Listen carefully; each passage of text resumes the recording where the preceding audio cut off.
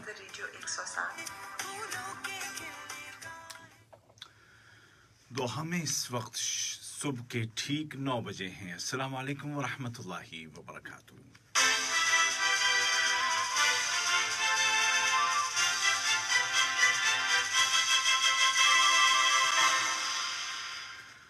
یہ اردو ریڈیو قطر FM 107 ہے۔ باب عبید طاہر سے آج کا پہلا نشریہ سماعت کیجیے۔ ابتدا میں پیش خدمت ہیں اس وقت کی اہم سرخیاں۔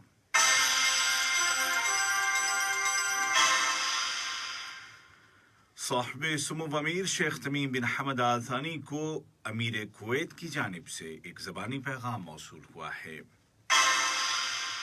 قطر اور اسپین کے درمیان دو طرفہ تعاون پر مبنی تعلقات اور مشترکہ اسٹریٹجک امور کا جائزہ لیا گیا ہے۔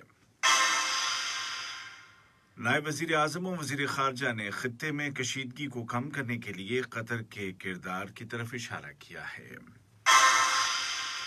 اور عالمی ایٹمی ادارے نے ایران پر الزام لگایا ہے کہ وہ ایٹمی اسلحہ تیار کرنے کے لیے یورینیم بنا رہا ہے۔ ادھر امریکہ میں سابق صدر ٹرمپ کا پارلیمانی مقدمہ شروع کر دیا گیا ہے۔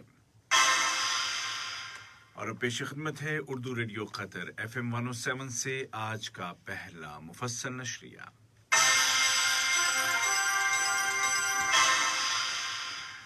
بسم اللہ الرحمن الرحیم۔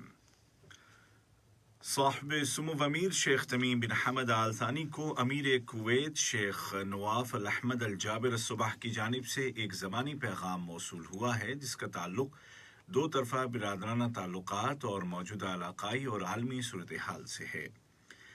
یہ پیغام کویتی پارلیمان کے اسپیکر جناب مرزوق الغانم نے ایک ملاقات کے دوران صاحب سمو امیر کے گوش گزار کیا۔ ملاقات کے آغاز میں کویتی اہلکار نے امیر کویت کی جانب سے خیر سگالی کے جذبات کا اظہار کیا، جس کے جواب میں صاحب سمو امیر نے بھی امیر کویت کو خیر سگالی کا پیغام بھیجا اور کویتی عوام کی مزید خوشحالی کے لیے نیک تمناؤں کا اظہار کیا۔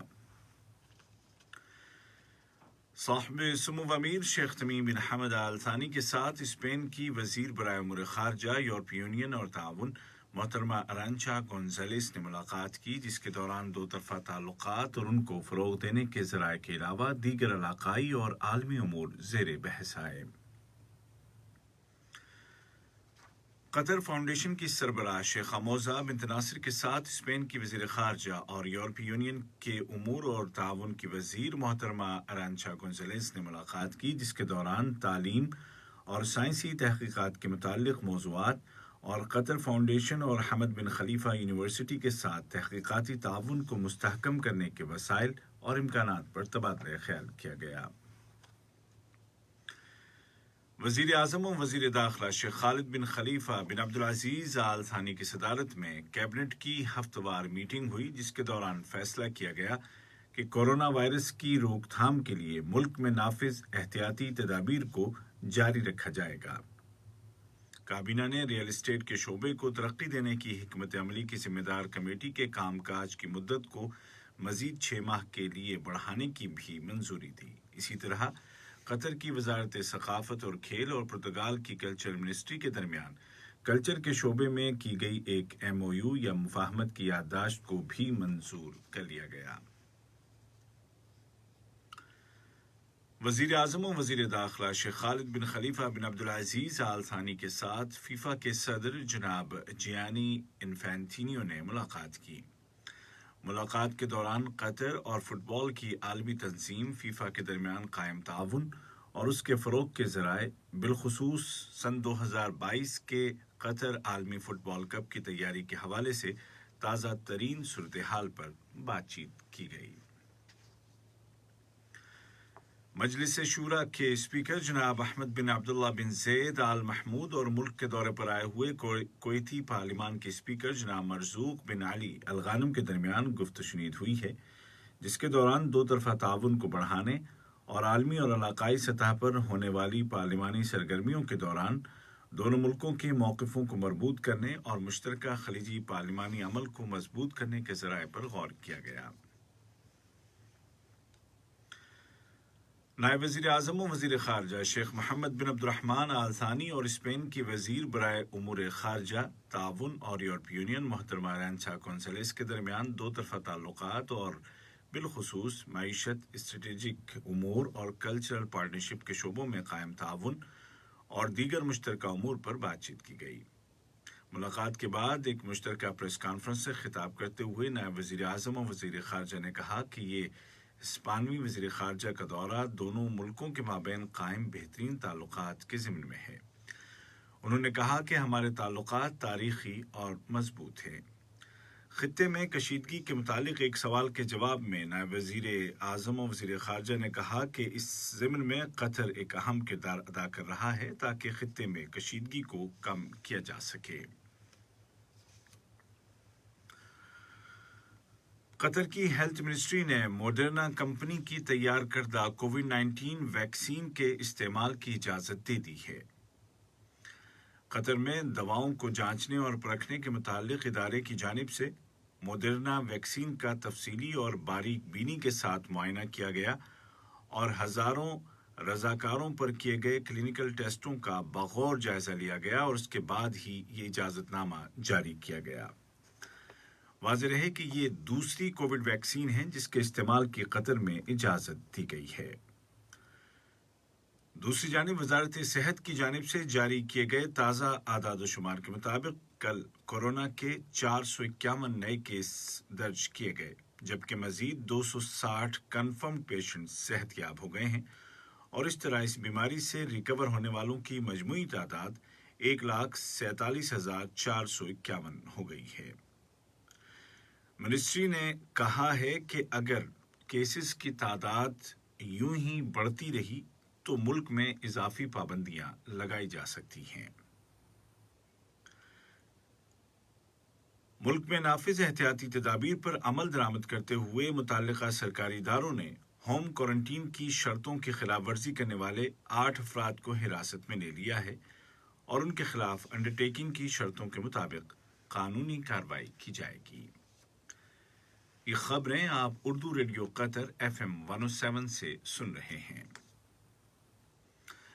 आलमी सतह पर कोरोना से होने वाली अमवात का सिलसिला जारी है और ये तादाद 24 लाख से ज्यादा हो चुकी है, जबकि मुतासरीन की तादाद 107 मिलियन से तजावुज कर गई है। दरियासना सेहत के आलमी इदारे WHO ने एस्ट्राज़ेनेका नामी कोविड-19 वैक्सीन को बड़े पैमाने पर इस्तेमाल करने की सिफारिश की है। आलमी जौहरी इदारे IAEA ने कहा है कि ईरान यूरेनियम तैयार करने के अपने मंसूबे पर आगे बढ़ रहा है। मगरबी मुल्कों की जानिब से वार्निंग के बावजूद ईरान यूरेनियम तैयार कर रहा है। मगरबी मुल्कों का कहना है कि ये एटमी मुआहदे की खिलाफ वर्जी है, क्योंकि इस मादे को एटमी हथियार बनाने के लिए इस्तेमाल किया जा सकता है। दरियासना ईरान के एटमी इदारे के सरबराह अली अकबर सालेही ने ऐलान किया है कि अगर ईरान पर लगाई गई पाबंदियां न उठाई गईं और दीगर फरीकों ने अपने हिस्से की जिम्मेदारियां पूरी नहीं की तो ईरान आलमी एटमी इदारे के इजाफी प्रोटोकॉल पर अमल दरामद रोक देगा। उधर मॉस्को ने कहा है कि वाशिंगटन और तेहरान को एक रोड मैप की ज़रूरत है जिसके नतीजे में जल्द अज जल्द एटमी मुआहदे की जानिब दोबारा रुख किया जा सके। अफगानिस्तान के दारुल हुकूमत काबुल में 4 धमाके हुए हैं। खबरों के मुताबिक इन धमाकों में एक आला पुलिस अफसर समेत 4 अफराद मारे गए हैं। किसी भी फर्द या ग्रुप ने हमले की जिम्मेदारी कबूल करने का ऐलान नहीं किया है। अमेरिका में साबिक सदर डोनाल्ड ट्रंप के खिलाफ पार्लिमानी मुकदमा या इम्पीचमेंट की कार्रवाई शुरू हो चुकी है। डेमोक्रेट्स की कोशिश है कि इस कार्रवाई के दौरान साबित किया जाए कि ट्रंप ने कांग्रेस की इमारत पर हमले के लिए रास्ता हमवार किया था। डेमोक्रेट्स का इल्जाम है कि ट्रंप ने रियासत के खिलाफ बगावत पर लोगों को उकसाया था।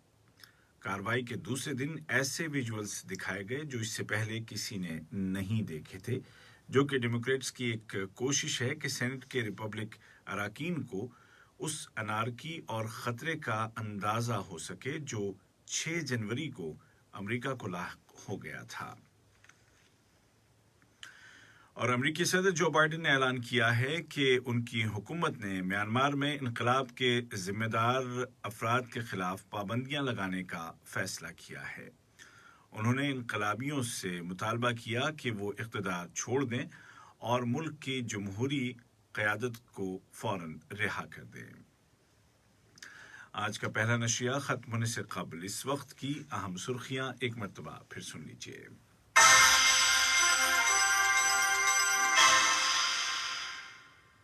साहिब सुमुव अमीर शेख तमीम बिन हमद आल थानी को अमीर कुवैत की जानिब से एक ज़बानी पैगाम मौसूल हुआ है। कतर और स्पेन के दरमियान दो तरफा ताउन पर मबनी ताल्लुकात और मुश्तरका स्ट्रेटेजिक उमूर का जायजा लिया गया। नायब वज़ीर आज़म और वज़ीर ख़ारजा ने कहा है कि खित्ते में कशीदगी को कम करने के लिए कतर अहम किरदार अदा कर रहा है। और आलमी एटमी इदारे ने ईरान पर इल्ज़ाम लगाया है कि वो एटमी असलहा तैयार करने के लिए यूरेनियम बना रहा है। उधर अमेरिका में साबिक़ सदर ट्रंप के खिलाफ पार्लिमानी कार्रवाई शुरू हो चुकी है। उर्दू रेडियो कतर FM 107 से आज का पहला नशरिया अपने अख्तिताम को पहुंचा। हमारा दूसरा न्यूज़ बुलेटिन कतर के वक्त के मुताबिक शाम ठीक 7:30 बजे पेश किया जाएगा। आज के इस बुलेटिन को आप तक पहुंचाने में हमारी तकनीकी मामलत की मोहम्मद हसन सूडानी ने